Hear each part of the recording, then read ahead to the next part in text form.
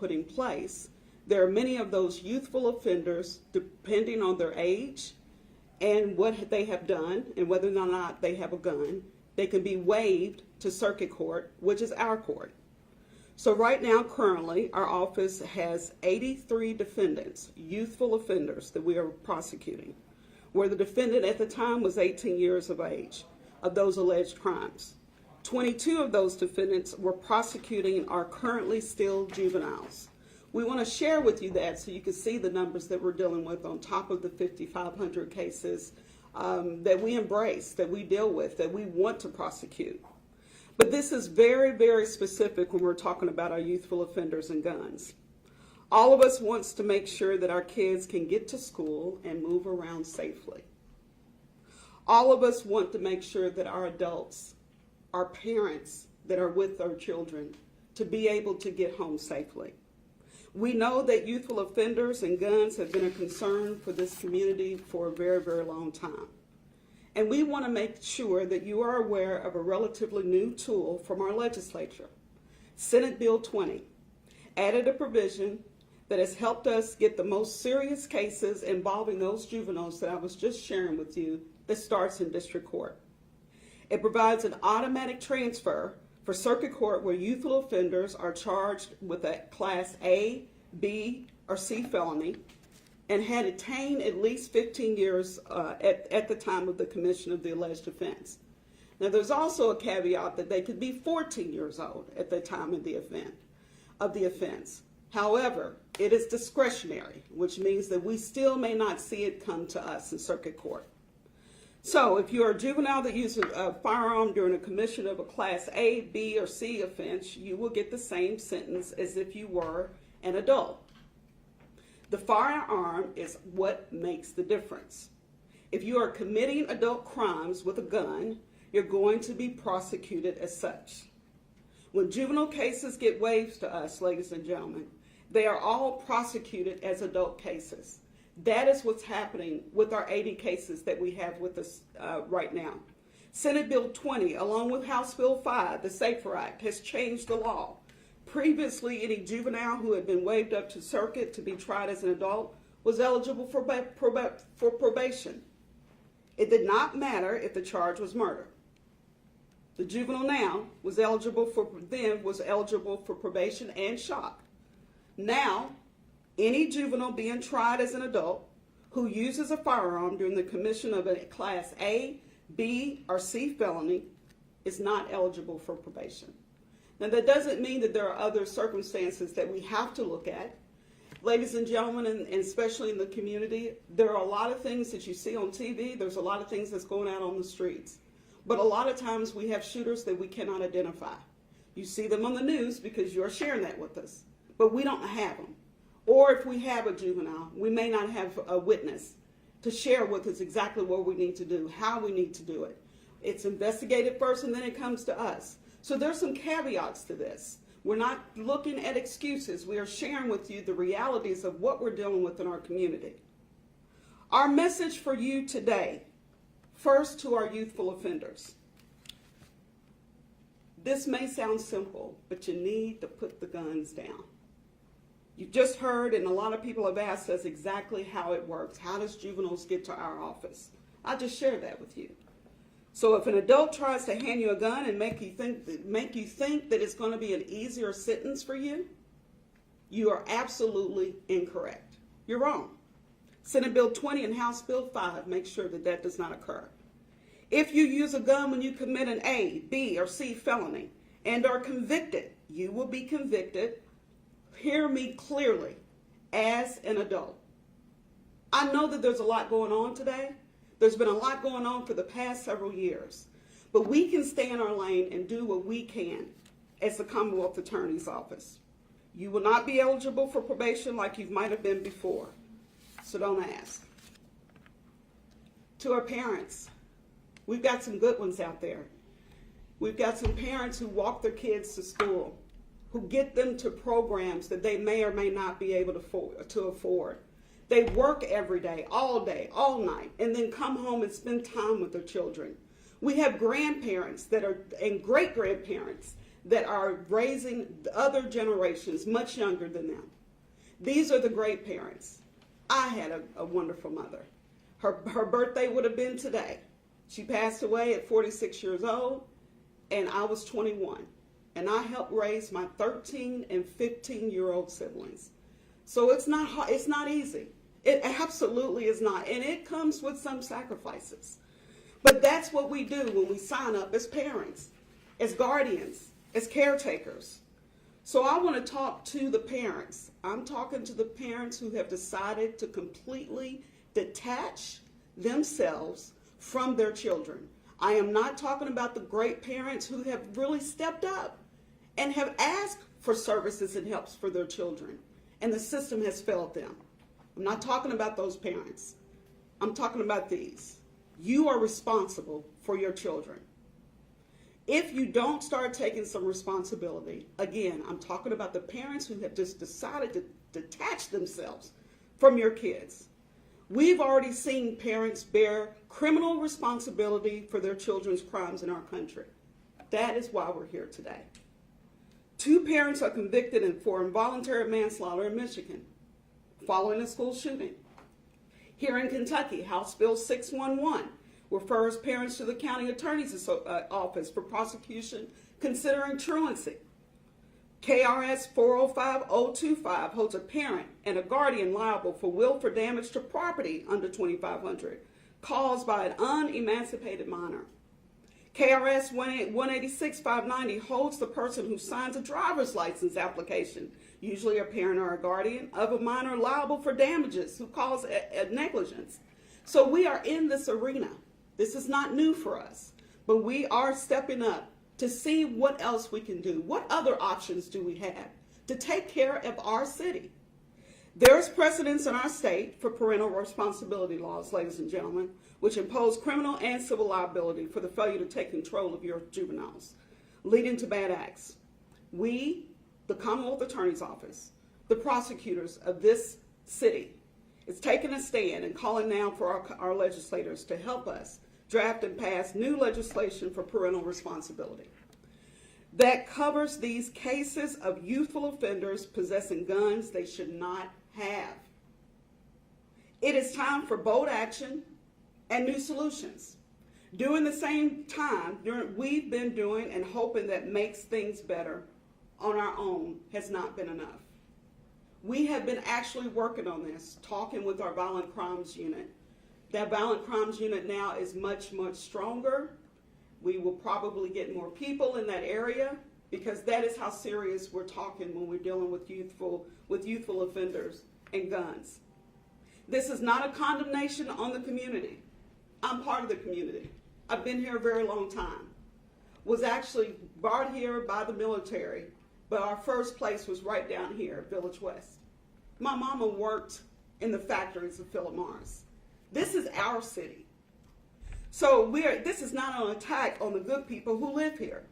This is a targeted approach for those in the community who don't feel outraged like the rest of us have. You've heard them all day today. This is us needing to go after those who think that their kids' acts are okay without any regards to anyone else. When we see what we see, it affects everyone. Every child, every parent, every grandparent, everyone in this city of Louisville.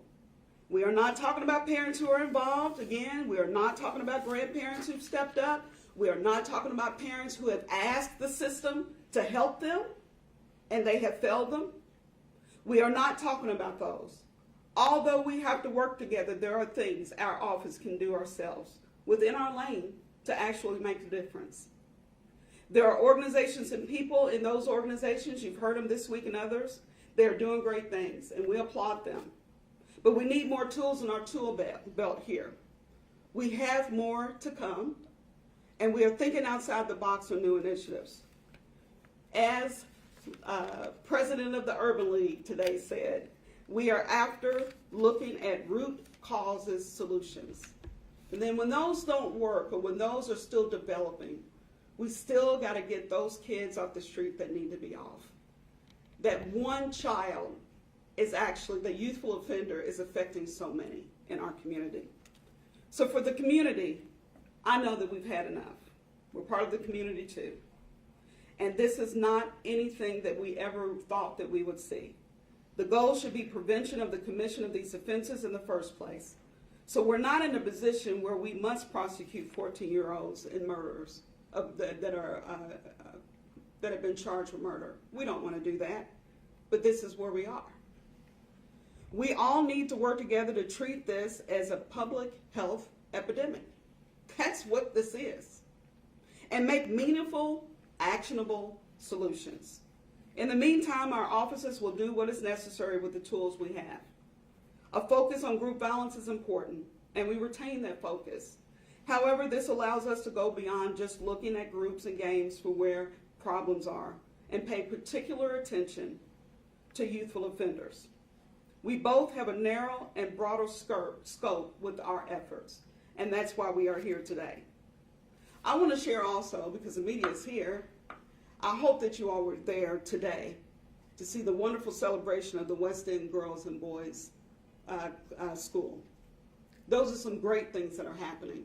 These are kids that are just wanting to learn, just like the other children that are not in that school. And that is all of our responsibility. So this may not be well liked, but we are coming after parents, one after another. That is our charge, and we will do everything to make that successful. Thank you. Have any questions? If you're going to be charging these kids as adults, will we be able to get their information, their mugshots, be able to follow the information through the court system? Yes, the question was if we're going to be charging youthful offenders as adults, can you get that information? Yes, because they're being charged as an adult. Now, what happens is that with youthful offenders, they start in juvenile court. And then, of course, we talked about what the law looks like. So it takes some time to transfer them, because we don't do arraignments. They're transferred to us. During that transfer period, no, it's not open to any open records or anything, because it's not been indicted yet. But after that time, because we tried cases, we just tried a case with 2 juveniles, and it's open record. I mean, it's open to everyone to see. So their mugshots and all that will be available? Now, I'm not going to say if the mugshots are available, because I honestly don't know. So I don't want to lie to you. I'm not sure. But I can tell you the case and all the information that's there that is available to you. I know this isn't the county attorney's wheelhouse, but in order to become a youthful offender, you have to get out and keep repeating and doing the same thing over and over again. And so we have lack of space when it comes to people going into juvie. What is your take on that as the Commonwealth attorney? Because if maybe they were inside and being prosecuted in juvie, they may not be able to do things like that. It may not have to come to your office. So she's talking about whether or not with not enough detention centers and the detention center itself and where the youthful offenders, if they were in. What I can share with you is in the county attorney's office and in court, in juvenile court, decisions that are being made, I don't think are much different than it was when we did have detention centers. You know, the county attorney, and I don't want to speak for the prosecutors at the county. I used to work there, but we go in front of the judge, and the judge will determine based on what we're dealing with, of whether or not that youthful offender is going to be on HRP or going to be released. That's not any different than adults. So I'm not sure. I think at this point what we're dealing with is. I could be wrong, but I think this would be happening anyway. There's something that's going on that we've never seen before. And these are kids continuously doing what they're doing. Because there's still detention centers. There's some in Adair County, there's some in Northern Kentucky, there's some, there are some, and I can't say they can house the many of the offenders that we have now, but they're available. So I really don't know if I'd say that the detention center, it will be definitely a help when it's constructed and when it's time for us to be able to use it. But I'm not going to necessarily. I think at this point, for me, I just don't want to use anything as an excuse as to why these kids are doing what they're doing, other than root causes, I get it, and other things that we have to look at. But what we have to deal with is what we have in front of us, and that's over 80 youthful offenders that we have. On the topic of parental responsibility laws, you mentioned wanting to push some of those through in Kentucky. Are there any states that have model legislation that you imagine maybe working off of as like a template? We've got a few out there, but no, this is very unusual, I guess you could say. They're all different parts of parental responsibility laws that are out there, but nothing specific as it relates to, other than Michigan. Michigan really was one of our, for all of us, we didn't have any precedents like that. So now we do. We have to craft it. Because I'll be honest with you, I'm sure there's legislatures and others that are really uncomfortable with this subject, and I get it. But we have to start somewhere. We've got to figure out what next steps look like. So it'll be new for us, but that's why we have Jason. I will share with you that Jason is one of the most intelligent persons that I've ever met, one of the most intelligent prosecutors that I've met. He can pull cases out from the 1970s. So I think we're in good hands to start looking at other areas. He's also over our interns and externs, so we can get some research, and that's what we've been doing. This is not something new for us. For the past several months, we've started looking at that. Getting people to talk to your investigators and to talk to police to build these cases has been a problem. We had a lady yesterday tell us that she's just, quite frankly, they're not going to talk to the police. How big of a problem is that? I think it's a big problem. I think that's part of our problems that we're having, and I understand that. I understand how scary it could be. We always use that term, if you see something, say something. There is a line that you can call that's anonymous, but the other part is our responsibility to be part of the community. I'll share with you one of my colleagues that's the district attorney in Boston. It took 6 or 7 years of working in the community before they really even saw some changes with the community and with law enforcement, which a lot of times that's how people see us, and they have to trust us. I mean, they have to trust that we're going to do what we say, but there's some fear factor there. I understand that, and then it's our responsibility to start getting those kids off the street the best way we can. But it's definitely, but it's not the biggest problem, because we have cases that we're working through and trying to figure out. But that is going to be one of, that's always been an obstacle that we're trying to get through. And I'm saying it today, and I'm sure you all will call me on it if I don't, but we've got to be in the community in order for folk to trust us. I talk to old school police officers all the time, and they used to be in the community all the time. They would walk around. They did not feel like that anything was going to happen to them. They talked to the youth. They were in the schools, and they have shared the biggest part of it is that people have to trust us, and they don't. A lot of them don't, and I get it. When you have two 15-year-olds involved in a gunfight before 8 o'clock in the morning, first day of school, in front of other kids, what's that say about what's happening in Louisville?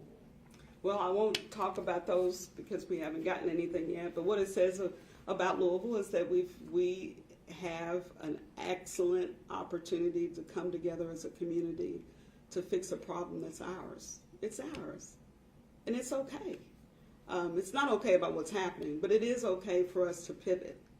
What it says is that we need to pivot. What it also says is that it means that the community and the agencies and all the 501c3s that are doing great things will have to continue to do that. But I'll share with you that someone said, one of the leaders said today, it's okay to disagree about things, but we've got to figure, it's our problem. That's what's happening when you've got everything that we can't even keep up half the time. But it's a perfect opportunity for us to make that turn. And that's why a lot of times you may not hear from the Commonwealth's Attorney's Office, because we're working. We are trying to figure out what we can do in our office as a strategy to help with the community. So when you hear from us, we're giving you, being as transparent as we can, but we're giving you the next steps that we're looking at.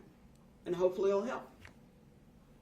And And you mentioned the system failing parents and Yeah. kids, and really calling out the parents who have kind of disowned their kids. We talked to a father yesterday of one of those 15-year-olds, and he said, I tried to get help. And he said that the state and police, they just never followed up. What is your message to parents who see, they know their children, you know your child, you know when someone's in danger, and they just feel like nothing's happening? That nothing's happening. And we hear them, we hear you, we see you. That was why it was very important that I shared with you earlier that there are particular, it's narrow in scope of what we're looking at for parental responsibility, because it also is going to, look, we know that our system has failed a lot of us, especially in a lot of our communities, and we are trying to rebuild that, but it's going to take some time, because it's cyclical. It's not only cyclical, but it's also, it has turned into this trickle of water that's turned into this big storm. So it's not unusual that one thing leads to another, you know. And we have family court, and we've got criminal court, and then we've got circuit court, and we hear you and we see you, and I'm hopeful that those who have the talents, because there are people who have just been given some incredible talents on things when it deals with mental health. But 10 years ago, we didn't talk about mental health. Now we are, but we are always behind. We are always behind what's happening, and I hear that a lot, that we are always just responding to what's already happened. So I say to the parents, we see you, we hear you, and we have always been, our prosecutors have always been very mindful of that. That's why you have some great things going on in circuit court. You've got drug court, you got veteran court, you got the homeless court that's in district court. There are some things that we are trying to work on, but it's going to take all of us. Because that is not, I always say that's not my role, but we know that mental health is a big, big thing, and we know that parents are doing the absolute best that they could do. That's why I shared at 21 years old. It may not be a big deal, but I had a 13 and 15-year-old siblings that I had to figure out where do we go from here. And it's not easy. It's not easy. So we need to be mindful of that. That's why when we talk about legislatures and the laws, it needs to be specific in nature as much as we possibly can. And I'll be honest with you, the legislature has done that for us to do what we need to do. And you call this a public health epidemic. What is your message to the people who are perpetrating these things? And violent crime is down in Louisville, but this is such a big deal. It's, and I applaud those numbers. I'm glad those numbers have been going down for the past couple of years. That's wonderful. But we're also in the midst of actually, it's just like an epidemic, losing a generation of children. I mean, that's where we're going, and you see it. You see it every day, and that's why I say that I'm not in this business to fight with people. We want to disagree when we need to, and we'll talk that out. And the folk that work with me, they know that behind closed doors. I'm very open and honest, and very clear about when there's problems and something that we don't agree on as an agency. But the other part of it is that there's got to be another way of being intentional now, today in 2025, because we can talk about the past all day long. But in 2025, we got to figure out what's happening. I've seen these press conferences, and I've seen just the hurt, and I know that we want solution. So we want to be part of that. We know that we can't be the whole solution, but we want to be part of that. And we're sincere about that. That's why we close out 1,000 cases every 4 months. Then we bring in thousands of cases. So we know that that alone cannot be what we're doing. We've got to work with the community to see this through. I'm not going anywhere until I'm gone. So I'm here to work and be sincere about what we're doing. Can you go back over the numbers again, the number of kids that are in their ages? You mean the kids here in our, yeah. What I can share, I don't have the ages, but I will share with you that with this law, you have to be 14 to even be considered it being discretionary to get to us. That's one part of that. But when you're 15 and you've committed A, B, or C felony and you have a gun, it's an automatic transfer. So right now our office has 83 defendants we're prosecuting where the defendant was at least under 18 at the time of the offense. So of course some of these kids could be over 18 now They could have been 17 and a half, they could have been, but 22 of the defendants we're prosecuting are currently still juveniles. So, which would mean that they are younger than 15? Well, 14? no. That's where I. Yes, so there's juvenile court, and that's in district court with the county attorney's office. There's some great prosecutors that are working just in that court, juvenile court. But then comes the law where if a juvenile at the age of 14 and up, I guess that's the best way of looking at it, they can be either considered or as an automatic transfer to get to us. But it has to be specific, A, B, felony, and the C felony, and they also have to have a gun with, they have to have in possession of a gun. And that's one of the other reasons why we talk about parents. I mean, we understand, I believe in the Second Amendment, because I carry, so I get it. But we're talking about, so these 15-year-olds that we have and up, or occasionally the 14-year-olds, why are they running around with a gun? I mean, it's just, we've got to figure something out. Thank you all very much. I appreciate your time.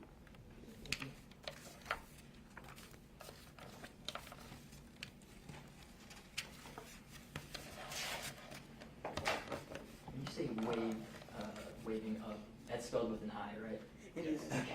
Yes, and that's our words of saying it. That's why they have, there's transfer papers that they do in juvenile court before we can even get to it. We have to show the interest, and then we have to look at what the charge is, and then move from there. Okay. But having it be automatic helps because that's one less hearing that we have to have. Yeah, so if it's a transfer, then if it's discretionary, there has to be a hearing, which is similar to a probable